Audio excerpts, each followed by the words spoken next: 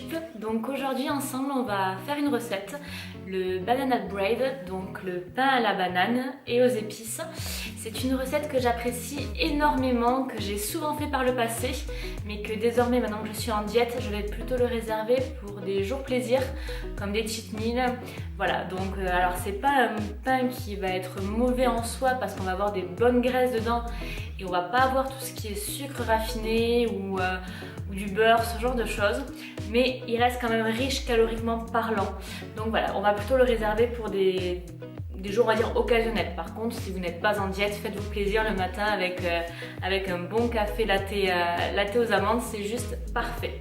Donc cette recette, je pense que j'ai dû la modifier plusieurs fois depuis que je la fais. J'ai rajouté des choses, j'ai enlevé des choses. J'en ai surtout rajouté parce qu'à la base ça reste un pain qui est plutôt simple à faire avec des ingrédients plutôt basiques et j'ai voulu venir rajouter ma petite touche, on va dire personnelle, pour lui donner un petit goût un peu exotique. Donc voilà, j'espère que cette recette vous plaira. Je vais vous montrer tous les ingrédients qu'il faut pas à pas pour la faire et après on fera ensemble la recette. C'est parti!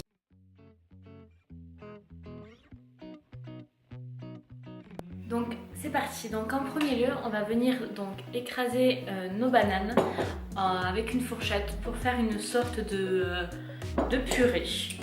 Voilà, donc c'est... Donc voilà, donc la texture qu'on veut avoir, c'est une espèce de texture plutôt purée. Donc c'est ultra important de laisser mûrir les bananes au préalable. Moi ça fait 4-5 jours à peu près que je les ai achetées. Donc je vais les mettre, en fait tout simplement ça vous permet de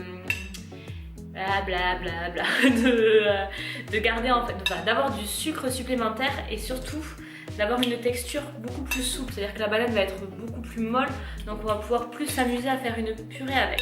Voilà. Ensuite, en deuxième point, je vais venir ajouter les épices. Donc il n'y a pas forcément d'ordre, hein. Donc là je mets la cannelle, ma pincée de sel,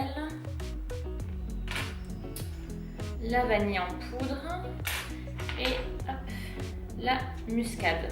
Et donc à chaque étape à peu près je viens toujours remélanger pour avoir une bonne texture. Alors je vous conseille de prendre à ce moment là plus une maryse. Donc en fait la maryse c'est tout simplement une spatule en silicone plutôt souple. Ça va venir bien vous aider en fait tout simplement à venir racler les bords et mieux incorporer les ingrédients.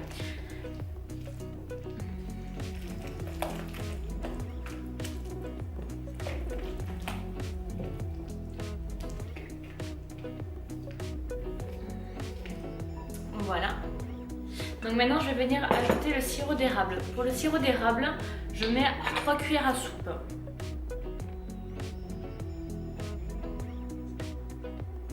Voilà. Et on vient remélanger la préparation. Ensuite, hop, je vais venir ajouter donc ma compote sans sucre aux pommes. Toujours pareil, on vient remélanger par derrière. Voilà. Ensuite, un peu de lait noisette.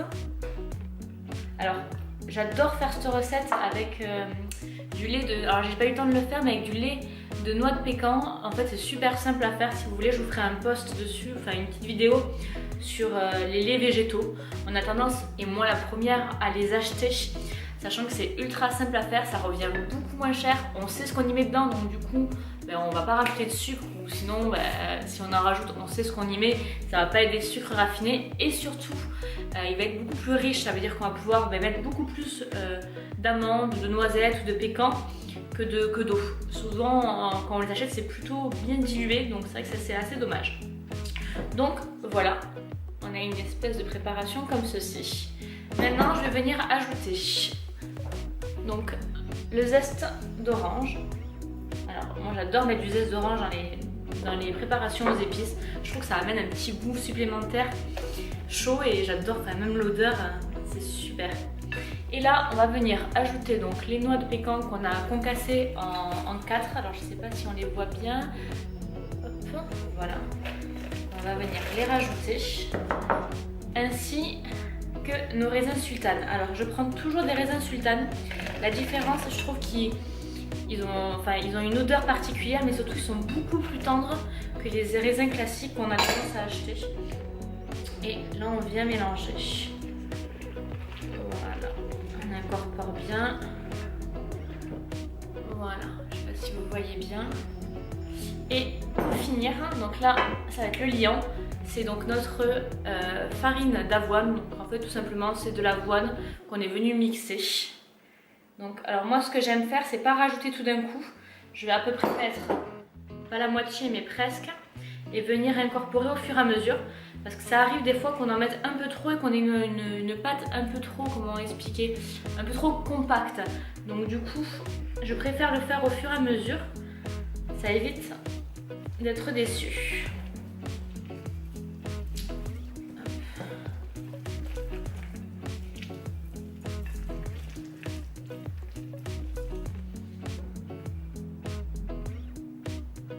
Texture moi que j'aime avoir. Donc ça va être une texture qui va être plutôt souple, voilà, tout en gardant ce côté un peu compact. Donc là pour moi ça c'est la texture parfaite pour le pain à la banane. Ce qu'on va faire c'est qu'on va donc transvaser la préparation dans un plat à cake, tout simplement comme ceci, anti-adhésif. Alors ce que je viens faire quand même, c'est que je vais venir, on va dire, rajouter un anti-adhérent supplémentaire. Je vais l'huiler avec un peu d'huile de coco. Prenez tout simplement un petit bout de sopalin comme ceci. Voilà, et vous venez frotter le moule. Ça serait dommage que notre cake accroche. Voilà, j'en mets partout. Ce qui va un petit peu monter. Alors le pain à la banane, c'est pas vraiment, on va dire, une recette qui monte, enfin, parce qu'il n'y a pas de levure dedans, mais il va quand même un peu gonfler. Et moi j'aime bien ce côté un peu compact qu'on va retrouver dedans. Donc on va transvaser notre cake.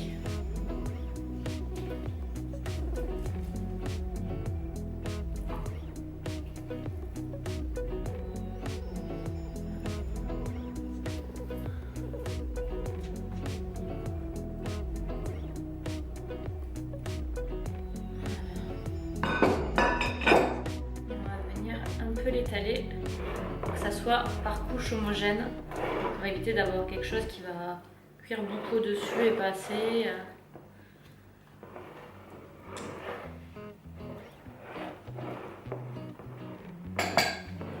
Alors voilà. Tac. Donc voilà. Alors ce que je vais faire, un cake à la banane ça cuit environ une demi-heure à peu près. Enfin non, un peu plus quand même, entre une demi-heure et 45 minutes. Donc moi ce que je vais venir faire, c'est que je vais le faire cuire, on va dire 20 minutes à peu près. Et au bout de 20 minutes, parce que pour pas que ça crame, je vais rajouter deux choses dessus. Je vais rajouter une préparation, je sais pas si vous voyez, hop, que j'ai acheté sur iHerb avec des noix de pécan dedans, des bouts de pommes, des noix et des cerises caramélisées, enfin glacées plutôt, au sirop d'érable et à la cannelle. Et une petite préparation que j'avais faite à base de graines de sarrasin crues et de quinoa soufflé, pareil que je suis venue caraméliser dans une poêle tout simplement avec du sirop d'érable et de la cannelle. Donc ça donnait un petit côté croustillant et j'aime beaucoup en parsemer un peu sur le cake à la banane. Ça donne voilà, une petite gourmandise en plus. Voilà, donc maintenant on va enfourner puis on se retrouve à la sortie du four.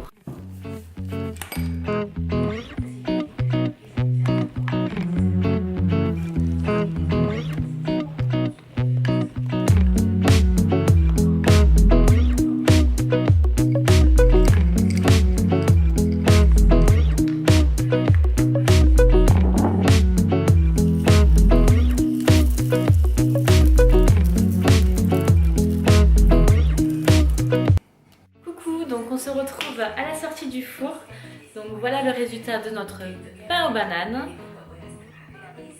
Voilà, ah, on est en train de perdre des petites choses. Donc voilà pourquoi j'ai mis au dernier moment tout ce qui est topping pour éviter que ça ne crame à la cuisson, vu qu'à la base c'est déjà quelque chose qui va être caramélisé. Donc là vous pouvez le conserver à peu près au grand max 4 à 5 jours dans une boîte hermétique, donc sans problème. Voilà, donc j'espère que cette vidéo vous a plu. Si c'est le cas, n'hésitez pas à liker et à vous abonner, et s'il y a des choses à dire, n'hésitez pas à les mettre en commentaire en bas.